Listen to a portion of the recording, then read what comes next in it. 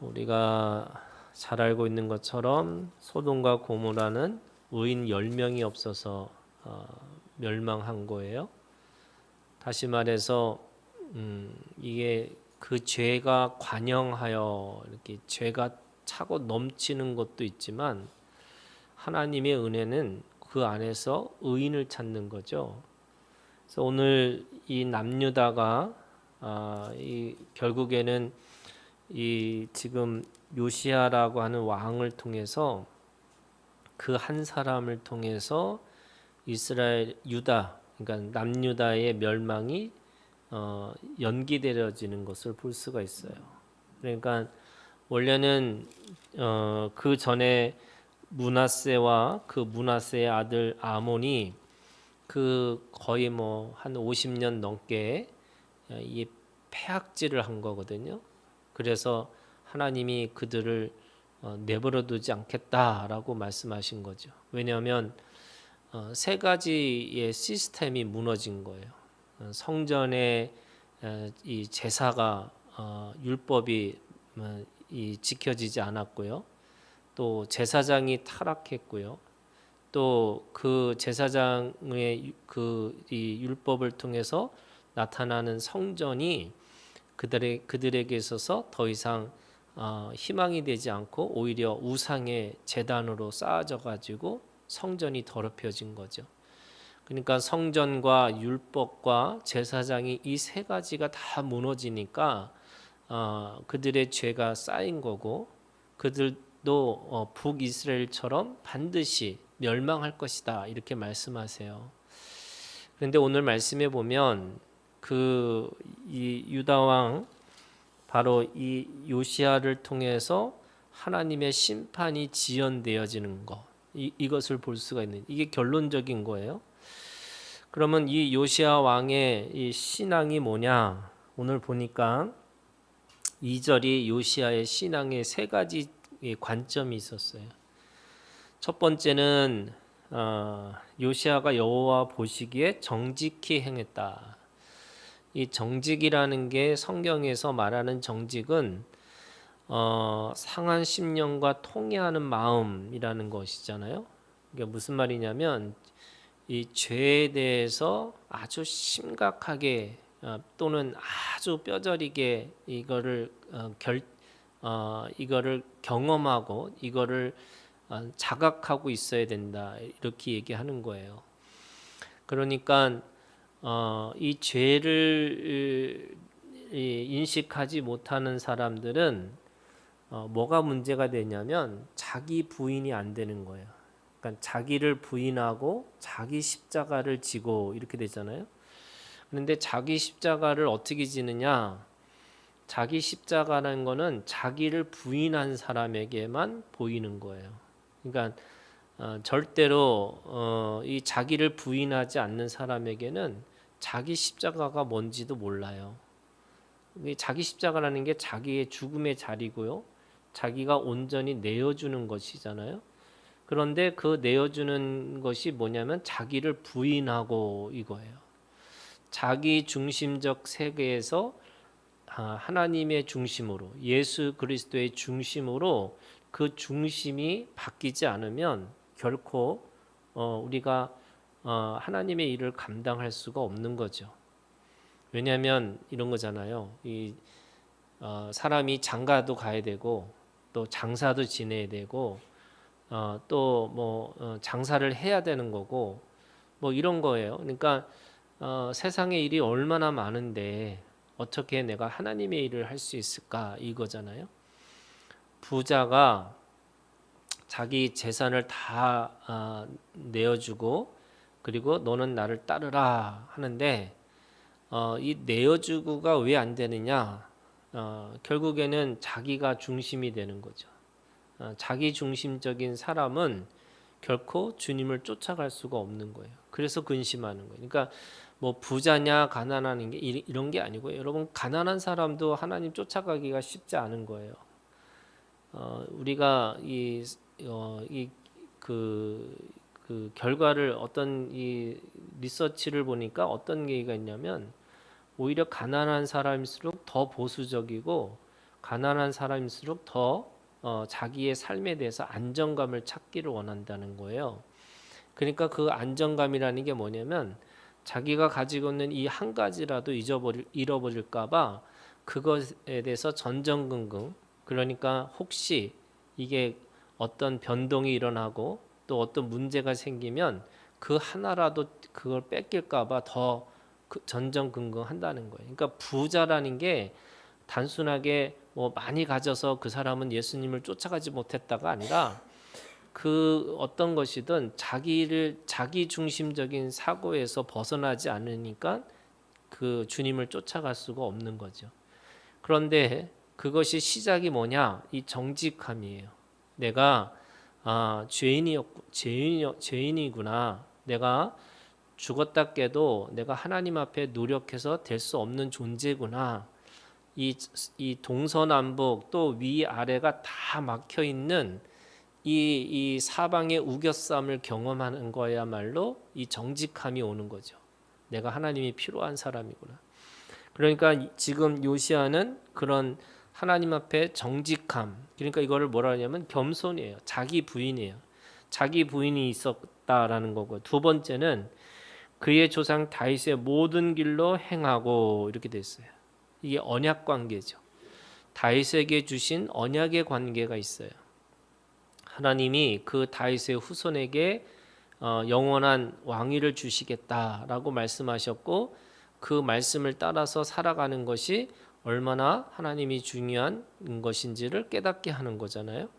그래서 그 언약 관계를 가지고 늘 주님 앞에 있었다라는 거예요. 세 번째는 좌우로 치우치지 아니하였더라, 이렇게 얘기합니다.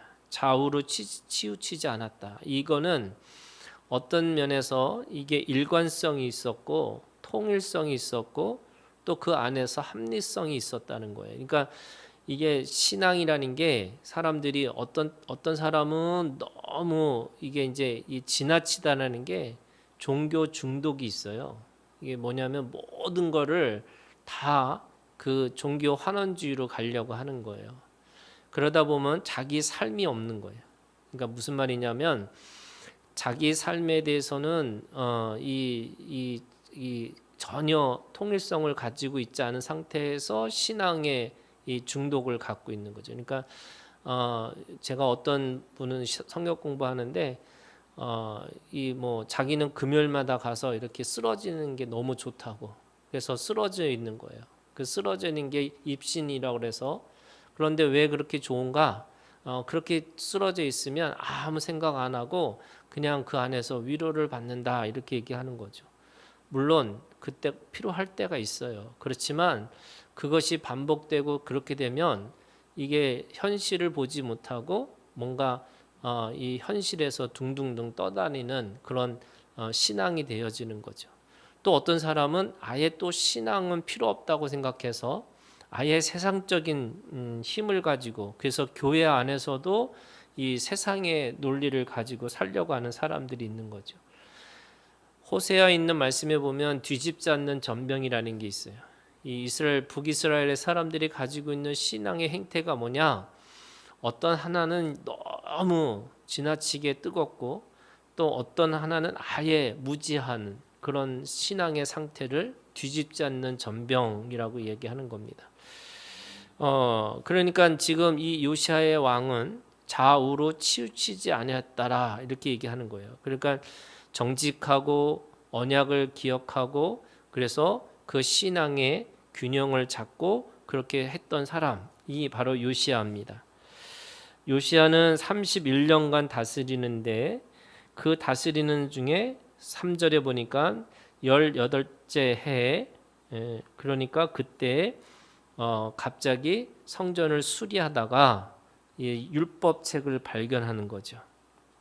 이 요시아의 왕의 개혁은 바로 이 율법책을 발견하는 것으로부터 시작되는 겁니다. 그 율법책을 발견하는 것 속에서 11절에 있는 말씀에 보니까 그 말씀을 듣고서 왕이 율법책의 말을 듣자 곧 그의 옷을 찢으니라, 이렇게 얘기해요. 자기도 잘 지키고 언약을 율법을 잘 지키고 있었다고 생각하는데 갑자기 기록되지 않은 어떤 율법 책을 아마 이게 발견한 거예요. 근데 그것이 아마 헌금을 이렇게 모아둔 그 통에서 발견한 것 같아요. 근데 그것을 찾아서 읽어봤더니 이 자신의 나라가 또 자신이 얼마나 하나님 앞에 이 큰 죄, 이걸 지금 성경은 뭐라 그러냐면 하나님의 진노라고 그래요. 그 하나님의 진노 가운데 들어갈 수밖에 없는 그 죄가 있었구나, 이렇게 생각이 든 거죠. 그랬더니 옷을 찢습니다. 그것이 말씀의 반응이었어요. 그게 이 정직함인 거죠. 내가 말씀을 들으니까, 그 말씀을 듣고 나니까 도저히 내가 하나님 앞에 이게 이 사도행전에 있는 말씀에 보면 그 사람들이 그 베드로의 설교를 듣고 이러잖아요. 우리가 어찌할꼬, 이런 거잖아요. 그 어찌할꼬라는 게 이 자기의 죄를 들여다 보니까 도저히 이거는 어떻게 할 수 없는, 이 사람으로 할 수 없는 하나님의 큰 진노를 경험하게 되니까 옷을 찢어요. 그리고 나서 13절에 너희는 가서 나의 백성과 온 유다를 위하여 이 발견한 책의 말씀에 대하여 여호와께 물으라, 이렇게 얘기합니다. 말씀의 반응이 옷을 찢는 거라면 그가 다시 그거에 대해서 더 자세히 알고 싶으니까 하나님 앞에 질문을 하는 거예요. 물으라는 거죠. 그래서 그 묻는 걸 누구한테 묻냐면 오늘 이 말씀의 제목이에요. 여선지 훌다에게 그것을 묻겠다라고 얘기하는 겁니다. 지금 14절에 보니까 제사장 힐기야와 또 아이김과 악볼과 사반과 아사야가 여선지 훌다에게로 나아가니, 이 사람들은 대제사장이고 서기관이었고, 그리고 이 왕의 그 수행원이었고, 그러니까 그들은 그 종교의 최고의 지도자였는데 그 말씀을 해석을 못하니까 그걸 누구한테 가지고 갔냐면 바로 여선지 훌다에게 가지고 가서 이게 도대체 어떤 말씀이냐라고 하는 것을 듣고자 했다는 거예요. 그래서 뭐라고 말했냐, 이 여선지 훌다가 지금 이 말씀을 읽어보면 우리 이 남유다는 반드시 하나님의 진노 가운데 벗어날 수 없다, 이게 현실이다. 그런데 그것을 하나님이 어떻게 하시냐면 16절에 있는 말씀이에요. 여호와의 말씀이 내가 이곳과 그 주민에게 재앙을 내리되 곧 유다 왕이 읽은 책의 모든 말대로 하리니, 이렇게 됐어요. 그러니까 다 하나님의 진노 가운데 있겠다라고 얘기하는 거예요. 그런데 19절, 내가 이곳과 그 주민에게 대하여 빈터가 되고 저주가 되리라 한 말을 네가 듣고 마음이 부드러워져서 여호와 곧 내 앞에서 겸비하여 옷을 찢고 통곡하였으므로 나도 네 말을 들었노라, 여호와가 말하니라. 그러니까 지금 하나님은 반드시 심판하시겠지만 지금 이 요시야의 이 회개, 자기 옷을 찢고 그리고 하나님 앞에 이 통곡하는, 그래서 자신과 자신의 민족을 위해서 기도했던 이 요시야의 왕을 위해서 어떻게 하시겠냐? 20절, 그러므로 보라, 내가 너로 너의 조상들에게 돌아가서 평안히 묘실로 들어가게 하리니 내가 이곳에 내리는 모든 재앙을 네 눈이 보지 못하리라. 그가 회개했더니 너는 네가 죽을 때까지는, 네가 눈을 감고 죽을 때까지는 하나님이 심판하지 않겠다, 이렇게 약속하시는 거예요. 자, 그러면 오늘 이 말씀의 제목이 여선지자 훌다예요. 그러니까 이 여선지 훌다는 어떤 사람이냐, 14절에 있는 말씀에 보면 이 훌다에 대해서 얘기합니다. 이에 제사장 쭉 해서 훌다에게 나아가니 그는 아하스의 손자 디과의 아들로서 예복을 주관하는 살룸의 아내라.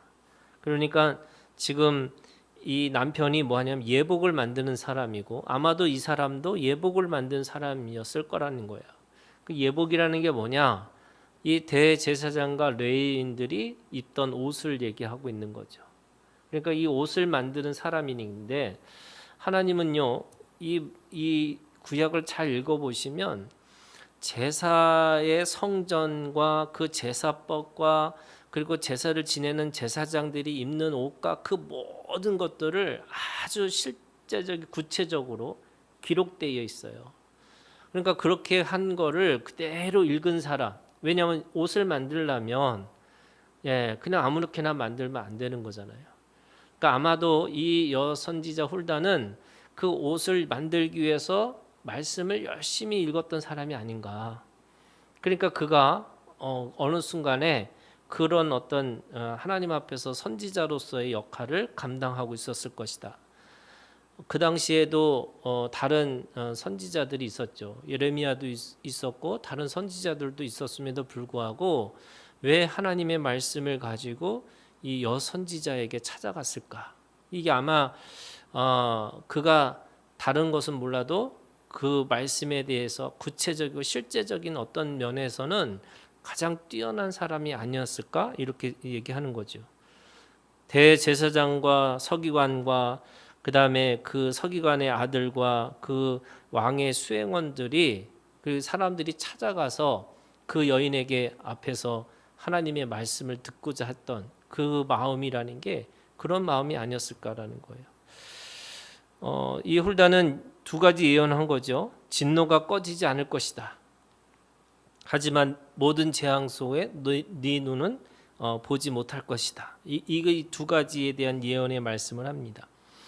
성경에 보면 이 훌다를 포함해서 6명의 여선지자들이 나와요. 미리암과 드보라와 노야다와 이사의 아내와 안나 선지자. 그러니까 신약에서는 안나라고 하는 이 여선지자가 있었죠. 그러니까 이 여인들이 가지고 있는, 그러니까 남자들이 가지고 있지 못하는 또 이 여자들의 선지자들이 있었다는 거예요. 이거는 대단한 거잖아요. 구약의 시대고 또 뭐 18세기, 19세기 넘어가면서 이 투표권이 여자한테 준 것이 겨우 뭐 200년, 300년 전인데 몇천 년 전에 이미 선지자들의 하나님의 말씀을 맡은 자로서의 그런 역할을 감당하고 있었다. 이렇게 하는 거죠. 그러면 이 선지자, 여선지자 이 훌다라는 우리가 가지고 있는 여선지자라는 게 어떤 의미가 있을까? 제가 이제 미국에서 교회를 빌릴 때 순복음 교회를 빌렸어요. 그 미국 순복음 교회죠. 거기 이제 교회를 빌리려고 하니까 그 목사님이 그 교회를 3개월에서 한 6개월을 다니라고 그래서 제가 그 순복음 교회를 다녔어요. 그리고 거기 이제 그 멤버들 결정하는 멤버들에게 이렇게 인사도 하고 그래서 우리가 한국 교회인데 한국 교회를 빌리겠다 이렇게 얘기하려고 그 교회를 다녔는데 처음에 이제 그 목사님이 저한테 미스터 닥터 조를 아냐고 그래서 닥터 조가 누굴까 내가 아는 의사가 누가 있지 막 고민했는데 나중에 보니까 조용기 목사님이더라고요. 예, 그러니까 이 순복음 교회니까 조용기 목사님이 그렇게 유명한가 봐요. 예, 닥터 조를 아냐 그래서 나중에 그 순복음 교회 안다고. 근데 이제 그분이 한 2주 3주 지났는데 어느 날 예배가 끝나고 나서 저한테 잠깐 오라고 그래서 갔더니 어떤 80에서 한 90 넘으신 할머니세요. 근데 그분이 그러는 거예요. 이게 스피리추얼 마더라고. 영적인 어머니라고. 그러면서 저보고 기도를 받으라고. 그래서 이제 그분한테 기도를 받았어요. 뭐 블레싱하는 축복해 주는 기도겠죠. 근데 제가 이제 교회를 하면서 이 교회도 마찬가지잖아요, 여러분. 이게 이 영적으로 카리스마 있으면서 막 이렇게 하는 사람도 있지만은 결국에는 이게 부드럽게 안아주고 품어주고 이런 사람들도 사실은 교회가 있어야 되는 교회 안에 있어야 되는 거죠. 그러니까 이 남자의 카리스마를 가지고서 끌고 가는 그런 것도 있지만 이 여성으로서의 품어주고 아껴주고 하는 그런 또는 기도해주는 그런 역할을 감당해주는 것이 있어요. 뭐 하나님의 교회가 하나님 어머니를 얘기하잖아요. 근데 하나님은 어머니일 수도 없고 아버지일 수도 없는 그냥 하나님은 성이 없으시지만 왜 하나님 아버지라고 그럴까? 왜 하나님 어머니라고 그럴까? 그거는 하나님이 가지고 있는 속성 중에 그 아버지의 속성이 있고 어머니의 속성이 있는 거죠. 그러면 이 어머니 같은 이 스피리추얼 마더라고 하는 이 영적인 이 어머니로서의 역할을 감당하는 게 사실은 성령이에요. 그 성령을 우리가 보혜사 이러잖아요. 이게 보혜사라는 게 뭐냐면 돕는 자예요. 헬퍼예요. 그러면 헬퍼가 뭐냐? 세 가지를 해주는 거예요. 성경에서 이 성령이 하시는 이 세 가지가 있는데 첫 번째가 뭐냐면 그 성령은 진리로 우리를 인도하세요.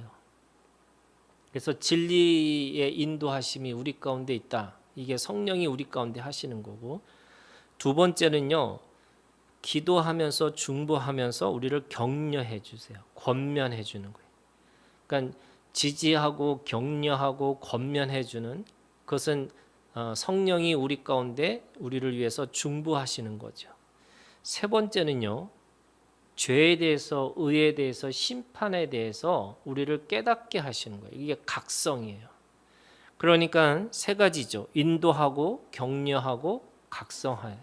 이 세 가지의 역할을 이 영적인 보혜사, 그러니까 성령이 하시는 일이라고 해요. 그럼 오늘 우리가 주님 안에서 그런 일들을 감당하는 거죠.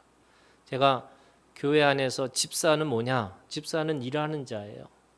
두 번째, 권사는 뭐냐? 권면하는 자. 이 권면하는 자가 뭐예요? 영적인 어머니의 역할을 하는 거예요. 이 권사라는 게 누구에게 비난하고 또 어떤 일에 대해서 평가하고 또 어떤 것에 대해서 이 뭔가 자신의 입장을 말하는 게 아니고 이 권사라는 원래 직분이라는 게 그 사람을 위해서 지지하고 격려하고 축복해주고 또 중보해주고 이렇게 하는 것이 권사거든요. 그러면 오늘 우리가 이 여선지자 훌다라는 게 그 여선지자의 마음을 가지고 지금 이 남유다를 향해서 예언했던 것처럼 오늘 우리가 이 신앙을 깨닫고 우리도 이 믿음을 가지고 이 선지자의 역할을 감당하는 우리가 되기를 주님의 이름으로 축원합니다.